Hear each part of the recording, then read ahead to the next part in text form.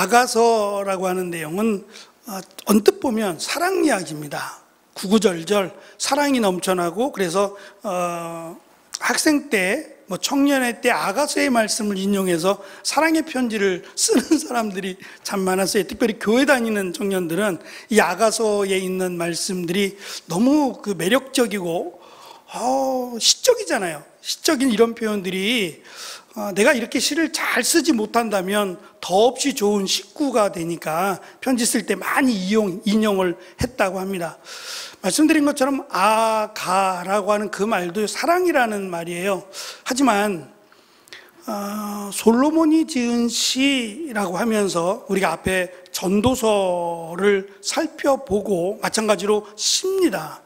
근데 이 전도서도 전도자 또는 지혜자라고 설명하며 인생을 주제로 해요. 인생이 뭐냐라고 할 때 인생은 단지 허무하다라는 게 아니라 인생은 제한적이더라. 내가 왕의 힘으로 모든 것을 내 마음대로 할 수 있다고 해도 제한적이더라. 나도 죽는다는 거죠. 나도 죽는다. 그리고 내가 가는 곳이 한계가 있다. 내가 저 새들처럼 날아갈 수가 있겠느냐, 물고기처럼 저 깊은 바닷속을 들여다볼 수 있겠느냐. 인간의 한계를 인정하는 것이 지혜더라. 그러면 반대로 영원하신 하나님을 소망하고 그 하나님의 말씀대로 살아가는 것이 우리가 이 땅에서 가장 잘 사는 것이다 라는 것이 전도서입니다. 아가서의 내용은 사랑이지만 이 사랑이 단순한 인간적인 그런 남녀 간의 사랑을 초월해서 하나님과 우리 사이의 사랑을 노래하고 있어요. 그래서 사실 오래된 언어이기도 하고 표현 자체도 오해할 만해요. 하지만 분명한 것은 이것이 단순한 남녀 간의 사랑 이야기가 아니라는 것, 그리고 하나님을 신랑으로, 그리고 이 술람미 여인을 신부로 해서 하나님의 백성들, 또 하나님이 찾으시는 사람들을 향한 사랑 노래라고 보시면 돼요. 사람과의 사이에서도 사실 사랑이 가장 아름답다라고 말합니다. 사랑할 때는 정신이 하나도 없지요. 그러나 하나님께서 우리에게 주신 사랑은 이건 정말 뭐라고 형용할 수 없고 설명하기가 불가한, 오직 하나님만이 하실 수 있는 하나님의 은혜와 사랑입니다. 감히 비교하자면 부모가 자녀를 사랑하는 것 정도? 그것도 한계가 있지요. 그는 부모로서 할 수 있는 최선이 되겠지만 또 그것이 최고의 사랑이라고 말할 수는 없어요. 하지만 하나님은 그냥 말 안 듣는 인간, 하나님이 창조해 놓은 말 안 듣는 인간들을 말 잘 들어라. 너희들 말 안 들으면 내가 심판할 거야. 말 잘 들으면 내가 축복할 거고 라고 하나님이 말씀했는데 그 하나님의 말씀을 우습게 들어요. 그러면 결국 하나님은 말씀대로, 하나님의 말씀을 우습게 여긴 그들을 말씀대로 심판하시면 돼요. 그래서 하나님의 심판 아래 놓여 있을 수밖에 없는 것이 인간입니다. 모든 사람은 죄인이라서 하나님의 심판을 벗어날 수 없어요. 그런데 바로 그때 모두 심판을 받아 죽어 마땅한 그때에 하나님이 은혜를 주시고자 해요. 하나님의 사랑이죠. 그 은혜가 바로 자신을 이 땅에 인간으로 보내어 인간의 죄를 대신하여 죽으심으로 그를 믿는 자를 거룩하다, 의롭다라고 하시기로 결정하셨어요. 그리고 이 땅에 예수 그리스도께서 오셨죠. 이것은 우리가 정말 알고 이해하면 이보다 큰 은혜는 없어요. 어떻게 하나님이 우리를 위해 죽을 수가 있을까요? 그 진정한 하나님이, 살아계신 전능하신 하나님이 어떻게 하나님이 만드신 피조물에 불과한 인간을 위해서 죽을까요? 아마도 하나님을 알지 못하는, 믿지 않는 사람들이 이 부분에서 걸릴 거예요. 이게 말이 되느냐고. 어떻게 인간이 신을 위해서 죽는 건 있을 수 있지만 신이 뭐가 아쉬워서 인간을 위해 죽는다는 말이냐라고 하며 오히려 이 부분에서 믿음의 그 선을 넘지 못하는, 믿음의 자리에 나아가지 못하는 안타까움이 있기도 해요. 이것은 하나님의 사랑을 깨달을 때만 가능한 저는 은혜라고 생각합니다. 그래서 제목을 거룩한 상사병이라고 정한 것은 5절에 보면 사랑 때문에 병든 이 몸이라고 하는 이 표현 때문에 사랑이 거룩한 상사병이라고 정했어요. 이러면 얼마나 좋을까요? 하나님이 하나님 보고 싶고 하나님 없이는 살 수 없고 하나님이 그립고 이렇게 하나님을 향한 상사병을 갖고 있으면 얼마나 좋을까요? 아마 믿음의 길을 걸었던 사람들, 특별히 목숨을 걸고 하나님을 믿었던 사람들은 이런 거룩한 상사병에 걸리지 않았을까 싶어요. 그러니까 그게 가능하지 않았을까라는 생각을 가져봅니다. 오늘 말씀의 의미들을 우리가 살펴보겠습니다. 먼저 여인이 노래합니다. 이 부분은 정말 어찌 보면 잘한 것 같아요.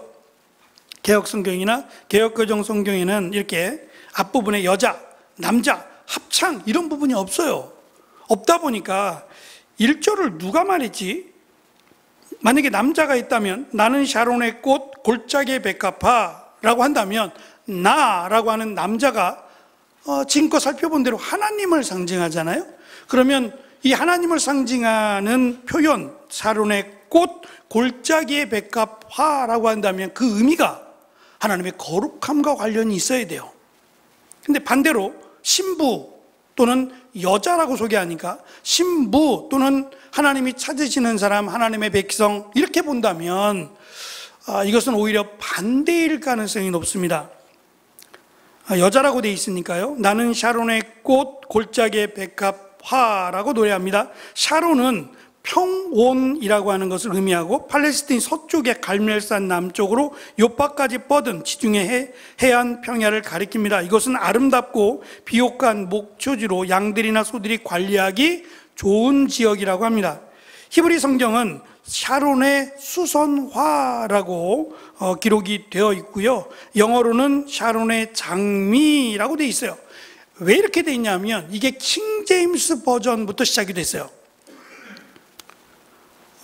혹시 알고 계시는 분이 있을지 모르지만 참고로 말씀을 드릴게요. 킹 제임스 성경은 그 킹 제임스 성경을 좋아하시는 분들이 하는 말이 있어요. 이 땅에서 가장 완벽한 성경이라고 이야기해요. 왜 그러냐?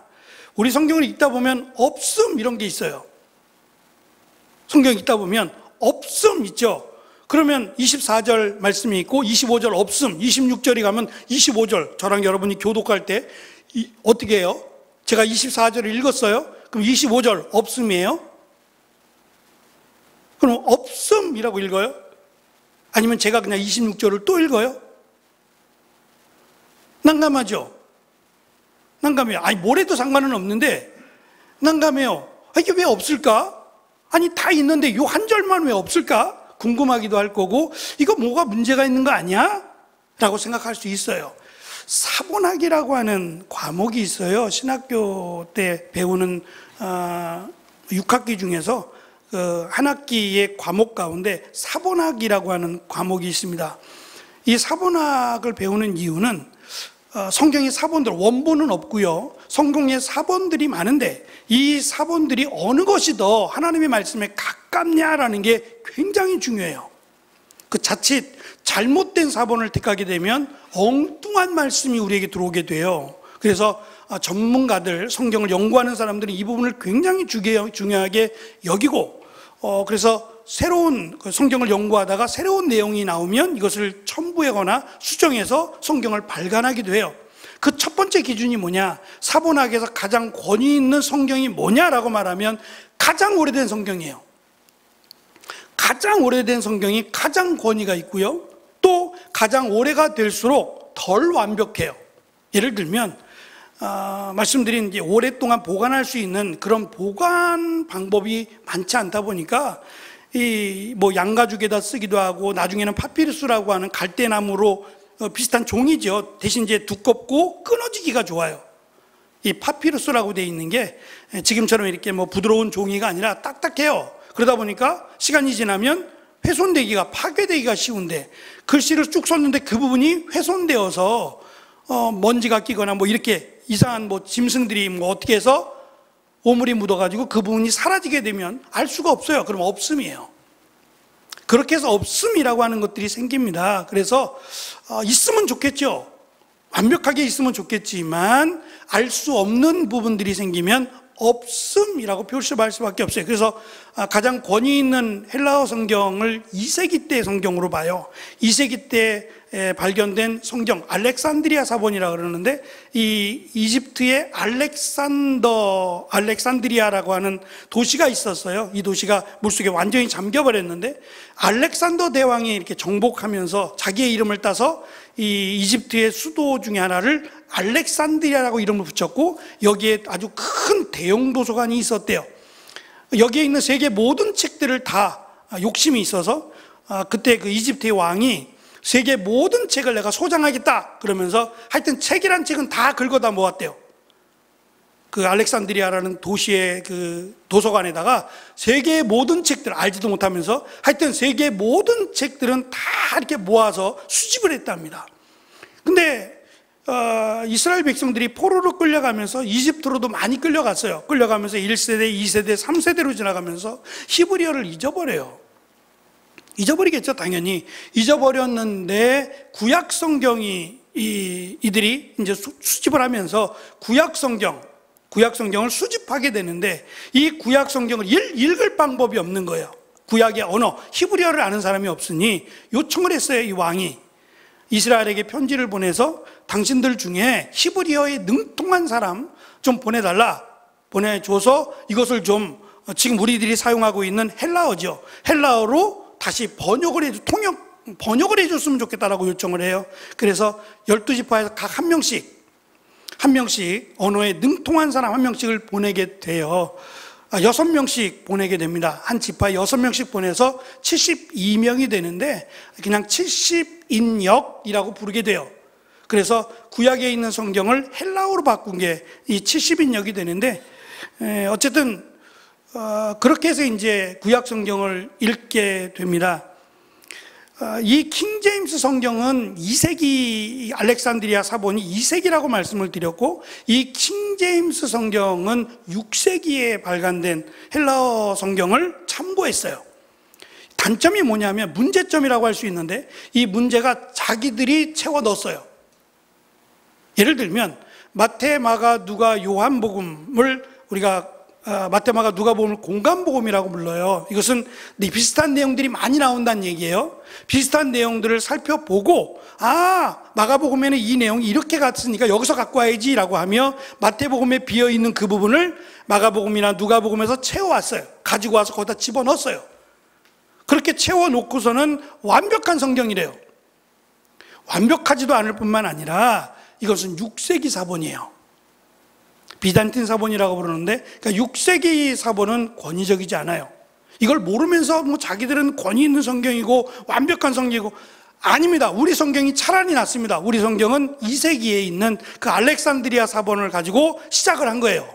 다만 이 번역이라는 게 어려움이 많아요. 언어를 안다는 건 참 어려움이 많아서 아쉬운 점들은 있지만, 어쨌든 성경을 번역할 때 참고했던 그 원본은 아니지만 그 사본은 우리가 더 맞습니다. 그러니까 없다가 맞고 우리가 보는 성경이 훨씬 더 성경에 가깝다라고 보시면 좋겠습니다. 참고로 말씀드렸어요. 어쨌든 샤론의 장미라고 킹제임스가 번역을 하면서 영어에서 샤론의 장미가 됐어요. 장미가 아니고요, 이게 우리나라로 오면 무궁화가 돼요.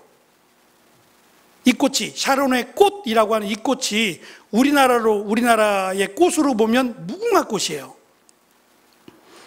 우리나라에서 특별히 섬유 유연제에 많이 쓰이는 샤프란이라는 얘기를 많이 들었을 거예요. 이 샤프란이 샤론에서 온 거예요. 그러니까 향이, 이 샤프란의 향이 비슷한 종류라고들 합니다. 좀 복잡해요. 근데 어쨌든 이거다라고 정확하게 말할 수 없는 것이, 벌써 시간이 얼마나 많이 흘렀고요, 그 꽃이 지금의 그 꽃이냐라고도 누구도 장담할 수 없어서 그런 어려움이 있습니다. 어쨌든 이 샤론의 수선화와 골짜기의 백합화는 특별한 꽃이거나 대단히 아름다운 꽃이 아닌 흔하게 볼 수 있는 꽃일 가능성이 매우 높아요. 특별히 예수님께서 들에 피는 백합화를 보라 말씀하셨죠. 백합화가 그냥 천지에 널려 있다는 거예요. 들밭에 예쁜데 자세히 들여다보면 예뻐요. 솔로몬의 영화보다 귀하다 그랬으니까 예뻐요. 그림을 그리거나 우리가 만들어도 이렇게 만들 수 없을 만큼 너무 예쁜데요, 이것이 들에 널려 있어요. 그러니까 흔하다는 얘기예요. 이것을 지금 여인에게 여자인 자기가 나는 샤론의 꽃이요 또 골짜기의 백합화입니다라고 고백하고 있는 것은 나는 별 볼 일 없다는 얘기예요. 들에 피는 그런 꽃과 같으니 나는 그저 주인이 보시기에, 하나님이 보시기에 그렇게 유익한 존재, 특별한 존재가 아닙니다 라고 말하고 있습니다. 다만 이 꽃의 특징이 아까 샤프란이라고, 제가 이 샤론이라고 하는 것이 샤프란이 되는데, 이 샤론이 이 지형적 특징 중에 하나가 꽃들이 향이 짙대요. 그래서 골짜기의 백합화라고 하는 이 골짜기의 특징도, 골짜기를 이렇게 다니다 보면 골짜기에서 향이 난대요. 바람이 흩날리면서 이 골짜기에 핀 꽃들이 진한 향기를 뿌려낸답니다. 그래서 지금 여기서 강조하는 것은 별 볼 일 없는 특별하지 않는 꽃이지만 향기가 진하다는 뜻이 있어요. 바울은 시기심과 교만이 가득한, 사득한이 아닙니다, 오자인데 가득한 이 고린도 교회 성도들을, 말도 안 되고 자기들의 욕심을 채우고 자기를 뜯어내려고 했던 이런 열심만이 가득한 그들을 향해서 그리스도의 향기를 내야 한다라고 강조한 바 있어요. 이 페이지입니다. 같이 읽을까요? 우리는, 시작. 우리는 구원받은 사람들에게나 멸망당하는 사람들에게나 하나님 앞에서 그리스도의 향기입니다. 무슨 향기일까요? 지금 고린도 교회 성도들에게 사도 바울이 말하는 향기는 무슨 향기일까요? 향수 같은 향기가 아니라 그리스도인으로 보여줘야 될 성품일 가능성이 높아요. 다시 말하면 겸손하고 헌신하고 수고하고 자기를 드러내지 않고 하는 이 모든 것들이 그리스도의 향기라고 지금 강조합니다. 신랑은 신부를 향해 내 사랑은 가시나무들 중에 한 송이 백합화라고 말합니다. 가시나무들 사이에 한 송이 백합화래요. 이걸 어떻게 이해하냐면 가시나무가 옆에 많아요. 근데 이 가시나무라고 하는 것이, 제가 제주도에 한번 갔을 때, 지금도 있나 모르겠어요. 제주도에 성서박물관이라고, 박물관이 아니라 성서수목원이 있어요. 그러니까 성경에 나오는 그런 나무나 꽃이나 이런 것들을 갖다가, 그러니까 환경이 비슷한가 보죠. 제주도에 땅을 사서 거기를 꾸며놨어요. 꽤 됐는데 그때 당시에 입장료가 좀 비쌌어요. 10,000원이 넘었거든요. 그때 당시에 10,000원이 넘었으니까 꽤 비쌌는데, 그래도 이스라엘까지는 갈 수 없고 보고 싶다, 성경에 나타난 꽃들이나 식물들이 여기 있다고 하니 얼마나 있는지 모르겠지만 뭐 그 정도야 라고 생각하고 갔어요. 근데 거기에 성경에서 말하는 가시나무가 있는데 꼭 이쑤시개 걸어놓은 것 같아요. 우리 이쑤시개는 튼튼하지 않아요. 이렇게 조금만 부러뜨리면 부러지죠. 이거를 제가 하나 꺾어봐도 돼요? 꺾어보고 싶었어요. 얼마나 단단한지. 그래서 이 가시나무니까 진짜 이만해요. 가시가 이쑤시개 같이 생겼어요. 딱 안 꺾어져요. 날카롭고 안 꺾어져요. 이게 만약에 찌른다고 생각해 보세요. 얼마나 아플까요? 근데 이 가시나무가 많아요. 주변에 가시나무가 많은데 그 가시나무들 틈에 이 백합화라고 하는 꽃이 있어요. 그러면 바람이 불면 이 가시나무가 흔들릴 거 아니에요. 흔들리면서 이 백합화를 공격해요. 찌르고 상처를 내고 이 백합화를 못 살게 군다는 얘기예요. 그 말이 이 가시나무들 중에 가시나무 가운데 백합화 같구나라는 거예요. 안쓰럽다는 거죠.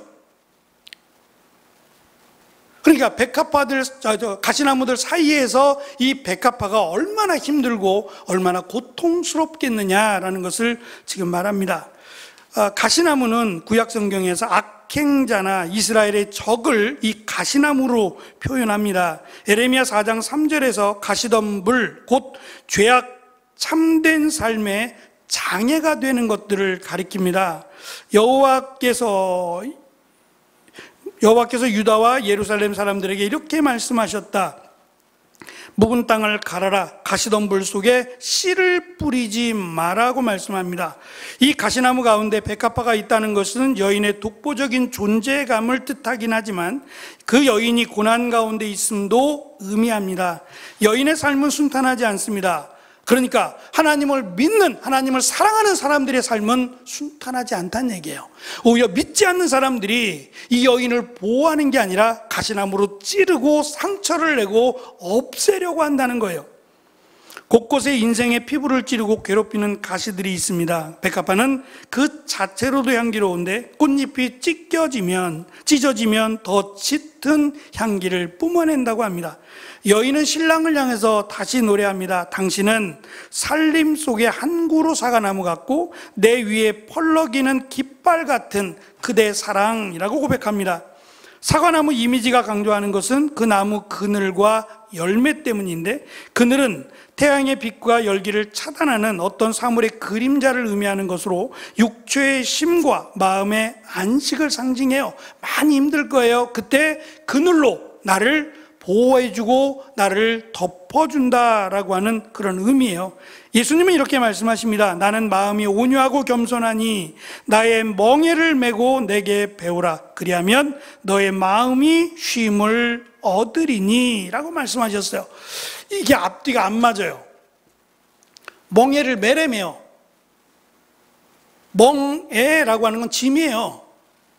동물들이 이렇게 짐을 지고 갈 때 그걸 멍에라고 부르거든요. 가벼운 짐이 아니에요. 근데 이 예수님이 말씀하신 나의 멍에를 매라 그랬어요. 근데 이 멍에를 매는 게 너의 마음이 쉼을 얻는데요. 안 맞잖아요.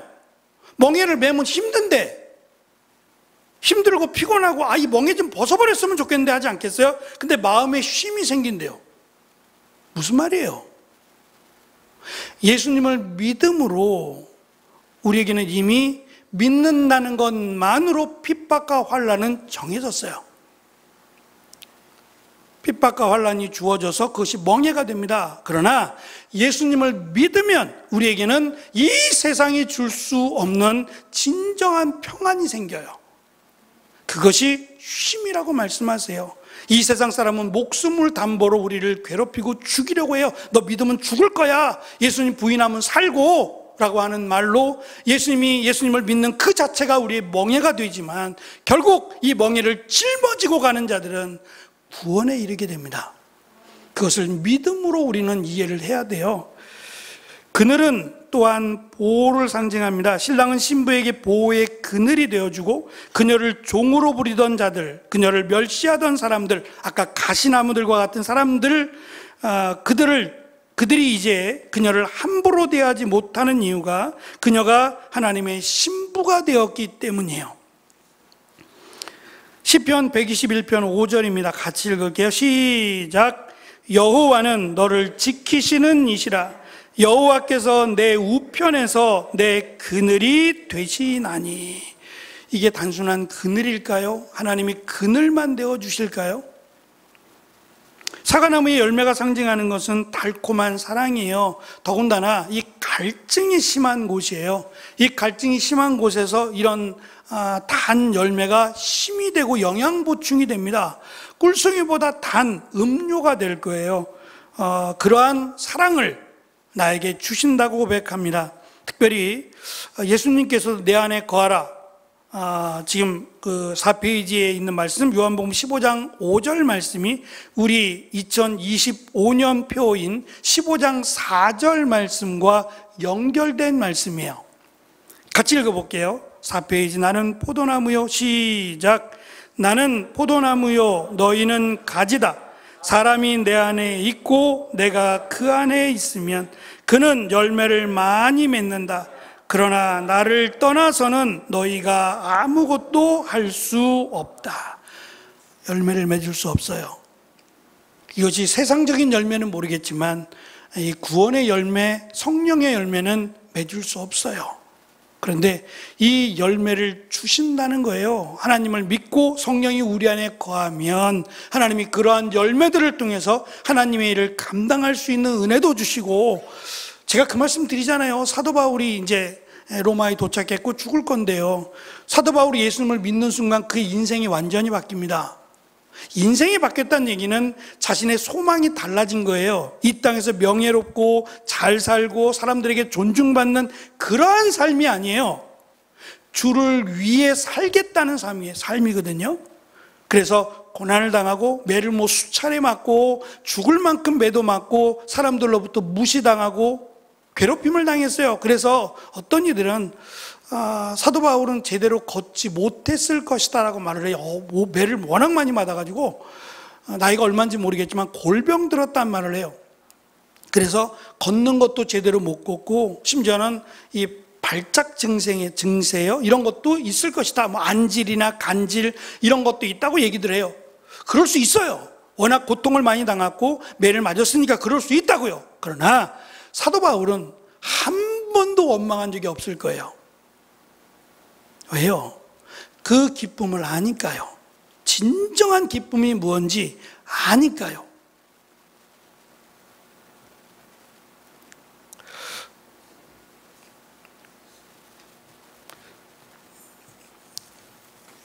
우리가 지금 4주 동안에 특별히 20과에 걸쳐서 어린이 성경 공부로 나누었던 말씀들을 전사님이 잘 정리해서 지금 4번에 걸쳐서 죄송하기도 해요. 많이 부담스러우실 텐데 잠도 잘 못 주무신다는 얘기를 들었거든요. 얼마나 부담되시겠어요. 근데 제가 그 어르신들하고 같이 시간을 보내면서 그 얘기했어요. 어르신들이 고마워해야 된다 그랬어요. 정말 어르신들을 위한 은혜의 시간일지도 모릅니다. 이미 믿고 있는 사람들이 아니라 아직도 확신이 없고 믿음을 갖지 못한 분들을 위한 특별한 시간입니다. 정말 특별한 잔치의 시간이라고 생각하시고 정신 바짝 차리고 들으셔야 됩니다.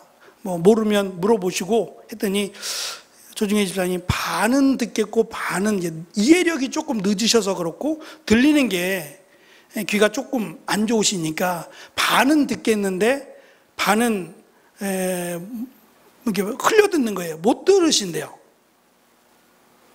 뭐 또 기회가 오겠죠. 그래서 제가 다시 천천히 조금씩 이야기를 해드리면서 이게 얼마나 중요한지, 이게 너무너무 중요해서 이런 시간을 갖는 겁니다 라고 말을 했어요. 그러면서 제가 한 예로, 이게 조중희 집사님이 넉넉하지 않죠. 뭐 자녀들에게 용돈 받는 거 아무것도 없고 나라에서 받는 거 또 훈장도 받았으니까 이것저것 다 해서 100만 원이 조금 안 되는 돈을 받는데 나라에서 그것 중에서 본인이 다 계산을 해요. 계산해서 이건 이렇게 해서 이렇게 다 쪼개고 내가지고 먹는 일은 거의 사 먹는 일은 많이 없어요. 거의 없다 보니까 그 돈을 아껴서 적금을 또 하시더라고요. 40만 원인가 적금을 하신대요. 그 돈에서. 그리고 나머지 돈을 모아서 이렇게 가끔씩 뭐 청년들 예쁘면 이렇게 찔러도 주시고 뭐 맛있는 거 사 먹어 커피라도 마셔 그리고 찔러 주시기도 하고 또 이렇게 한 번씩 식사 대접도 하고 그래요. 그래서 제가 물어봤어요. 집사님 돈도 없는데 이걸 이렇게 하세요. 그랬더니 좋아서 한대요. 좋아서 자기가 너무 좋대요. 너무 행복하고 그 모습만 봐도 너무 좋대요. 그래서 제가 그 얘기했어요. 그렇죠. 집사님이 하고 싶고 좋으니까 하는 거죠. 하나님의 사랑이 딱 그래요. 딱 하나님의 사랑은 우리가 말을 안 듣고 요거 보는 게 아니라 그냥 그 자체가 우리를 사랑하심이 좋고 우리를 예뻐하시는 게 좋고 우리가 하나님 말썽도 부리면서도 하나님을 종종종 따라다니는 어린아이처럼 그 모습이 하나님은 너무 좋으신 거라고 잊지 마시고 하나님의 사랑 가운데 믿음을 끝까지 잘 지키시라고 말씀을 드렸어요. 지금 솔로몬이 생각하는 하나님의 사랑은 어떤 걸까요? 가장 아름답다라고 하는 것들, 우리 하나님을 설명하고 하나님의 사랑을 풀어갈 수 있는 그런 것들이 너무 없다 보니까 인간의 한계 속에서 인간의 그 아름다운 사랑, 그런 사랑을 통해서 하나님의 사랑을 이렇게 시적으로 노래로 강조하고자 합니다. 마지막 내 위에 펄럭이는 깃발 같은 그대 사랑이라고 하는 이 의미가, 깃발이라고 하는 것은 소속이죠. 어느 소속이냐 깃발을 보면 알 수 있고 또 정체성과 승리의 상징이에요. 그래서 전쟁을 하면 깃발을 들고 나갑니다. 맨 앞에 깃발을 들고 나가서 전쟁에서 이기면 그 깃발을 회수해요. 깃발을 회수하고 더 이상 이 깃발을 사용할 수 없게 만들어요. 그리고 그들의 깃발을 꺾어버리죠. 이게 승리의 상징입니다.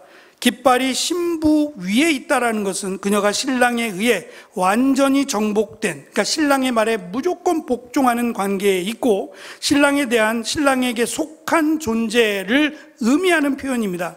그런데 이 지배를 상징하는 깃발은 세상적으로는 수치와 정복과 수치예요, 사실은. 그런데 신랑 하나님이 나를 정복하셨다, 나는 하나님 거다 라고 하는 이것은 수치가 아니에요. 오히려 행복하고 오히려 하나님의 은혜에 감사하는 모습이죠. 마지막으로 7절입니다. 이 7절은 신부가 말하냐 신랑이 말하느냐의 논쟁이 조금 있는데 신랑이 말하는 것 같아요. 신랑이 말합니다. 내 사랑이 원할 때까지 예루살렘 아가씨들이여 이 여인을 깨우지 말아달라. 내 사랑이 원할 때까지 깨우지 마세요 라고 말합니다. 왜 깨우지 말까? 앞에서 가시나무들 틈 속에서 이 백합꽃이 얼마나 많은 고통과 얼마나 많은 아픔이 있었기에 이제 신랑의 품 또는 하나님의 품에 있으니 잠이 오는 거예요. 잠이 쏟아지듯이 잠이 오고 편안해요. 그리고 그 품이 너무 좋아서 일어나고 싶지 않아요. 깨고 싶지 않은 그 마음을 알기에 깨우지 말라고, 스스로 일어나서 움직일 때까지 깨우지 말아달라고 이야기합니다. 여인의 입장에서 보면 일어나지 않았으면 좋겠어요. 그냥 하나님의 품 안에 영원히 있었으면 좋겠고 그 하나님이 나를 사랑해 주시는 그 사랑 가운데 내가 살았으면 좋겠다라고 말합니다. 여인은 하나님의 품, 신랑의 품 안에서 잠이 들었고 그 품 안에 이제껏 누리지 못한 진정한 쉼과 행복을 누리고 있습니다. 그것을 바라보는 하나님은 어떠하실까 싶어요. 우리가 아이들이 이렇게 열심히 뛰고 놀고 막 땀을 흘리고 깨끗하게 씻고 나서 저녁에 잘 때 그 자는 모습만 봐도 행복하죠. 건강하게 자는 모습만 봐도 행복해요. 그리고 아이들은 엄마 아빠의 품 안에서 자고 있는 것 자체가 너무너무 행복하죠. 지나보면 사실 그것이 얼마나 행복했는지 우리는 깨닫게 되는 것처럼 우리가 하나님의 품에서 잠들고 하나님이 나를 지켜보시는 그 사실이 하나님도 행복하고 우리도 정말 행복한 이런 관계가 지금 사랑이라고 말을 하고 있습니다. 하나님을 사랑하는, 또 하나님의 사랑을 받고 살아가는 저와 여러분이 되기를 간절히 축원합니다. 기도하겠습니다.